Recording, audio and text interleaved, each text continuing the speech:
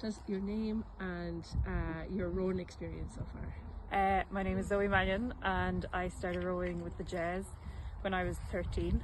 I'm 31 now, so however long that is. And then I went to NUIG and I rowed with NUIG well past college. And then I joined Gráinne Mhaol and I've been rowing recreationally since then. Fantastic. What attracted you to rowing way back when? I was lucky enough that the Jazz had a rowing club, so we just went down for the open day and then enjoyed it and had friends and everything, so stayed then. Very good. Did you ever imagine that you would achieve what you have achieved so far in rowing? I mean, probably not, especially the girls in the Olympics. Like, I wouldn't have never expected that from when we were younger, but I mean, at the time I was very cocky. I probably didn't expect that I was going to win all the races, but yeah. Now looking back on it, I'm more impressed than when it was happening at the time, I think. Yeah.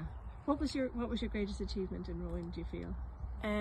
Well, I was rowing for a while, so there was a lot of ups and downs, I think, but we rowed the junior 8 was the biggest one. The first pot we won, and it was all 8 girls from the Jazz, and that was the best. But that was probably my favourite anyway of all of the achievements. What's your happiest memory from all of it? Oh, that was probably the junior 8 as well. And any 8s that we've won, like the club 8 as well, like rowing with all the girls at once is just the best. And we went to Amalfi Coast to Gráinne Mhaol, and that was really nice too, because that was like a non-competitive way of enjoying the sport that I hadn't really experienced when I was younger, and like it was just beautiful and everyone was so nice, and it was like a holiday as well, and we got to use all our skills, and that was really lovely. So what would you tell your younger self, starting out as a rower? You could look back now, what would be that one piece of advice that you'd give? I'd probably just say try and enjoy it more. As you get older, you really appreciate just being out on the water and like the weather and all that. We didn't even notice at the time we were younger, and probably just like thank all the coaches and all the people helping way more than we did. I think like we put the work in on the water, but we probably just didn't say it enough at the time. Yeah, we're very grateful for all the help. It takes a village to make a rowing crew. So if somebody is thinking about taking up rowing now, young or old, what would you say to them? I'd say do it.